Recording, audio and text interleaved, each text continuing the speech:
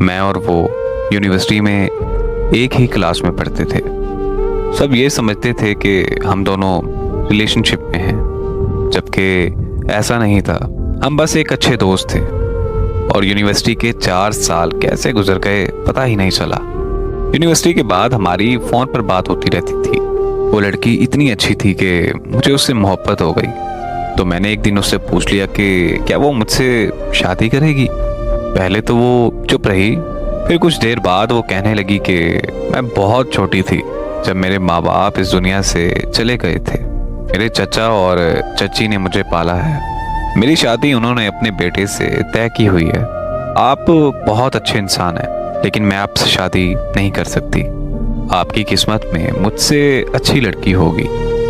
और मैं उसकी मजबूरी से समझ चुका था कि इसी वजह से मैंने उससे इस टॉपिक पे दोबारा बात नहीं की। फिर कुछ ही अरसे के बाद उसकी शादी हो गई। शादी के बाद उसने मुझसे कभी राब्ता नहीं किया। कुछ महीनों बाद मैं भी उसे भूल गया और एमएस करने के लिए अमेरिका चला गया। और फिर जब मैं 2 साल के बाद पाकिस्तान वापस आया तो यूनिवर्सिटी के कुछ पुराने दोस्त मुझसे मिलने आए। उन्होंने मुझसे महविश का जिक्र किया तो मुझे उससे मिलने की चाहत होने लगी। मैं महविश के चचा के घर चला गया जहाँ वो रहा करती थी। वहाँ जाकर मुझे पता चला कि 1 साल बाद उसकी तलाक हो गई थी। और वो तलाक के बाद कहाँ गई, कैसे गई, किसी को कुछ पता नहीं। ये सुनकर मुझे बहुत ज़्यादा तकलीफ हुई और मैंने उसे ढूंढने का फैसला किया। उसके सारे दोस्तों से, सारे रिश्तेदारों से मैंने पूछा कि वो कहाँ जा सकती है, लेकिन किसी को कुछ पता नहीं था। ढूंढते ढूंढते 6 महीने गुजर गए, लेकिन उसका कोई सुराग नहीं मिला। एक दिन मैं दोपहर को सो रहा था और मैंने ख्वाब देखा कि दाता दरबार की सीढ़ियों में बैठी रो रही है। मैं ख्वाब से जागते ही दाता दरबार की तरफ निकल पड़ा। वहां पहुंचकर उसे इधर उधर तलाश किया, लेकिन वो नहीं मिली। फिर मेरी वहां मुलाकात एक दरवेश से हुई। मैंने उस दरवेश को सारी बात बताई तो उसने कहा कि क्या तुम महविश को ढूंढ रहे हो और क्या तुम्हारा नाम हमजा है।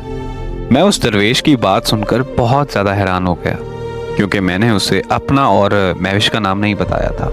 उस दरवेश ने बताया कि महविश यहाँ रोज़ आती थी और घंटों दरबार की सीढ़ियों में बैठी रोती रहती थी। एक दिन मैंने उससे पूछा कि क्या इस दुनिया में तुम्हारा कोई अपना नहीं है, तो उसकी ज़बान पर पहला लफ्ज़, पहला नाम हमजा था। मैं उस दरवेश की बात सुनकर बहुत ज़्यादा रोने लगा। फिर मैंने उस दरवेश से पूछा कि बाबा जी क्या आपको उसका पता है। तो बाबा जी ने कहा कि हाँ मुझे पता है, चलो तुम्हें ले चलो। बाबा जी मुझे एक कब्रिस्तान, एक कब्र पर ले गए और उस कब्र पर महविश का नाम देकर मेरी रूह कांप गई। महविश का ऐसे दुनिया से चले जाना मेरी दुनिया का सबसे बड़ा रोग है।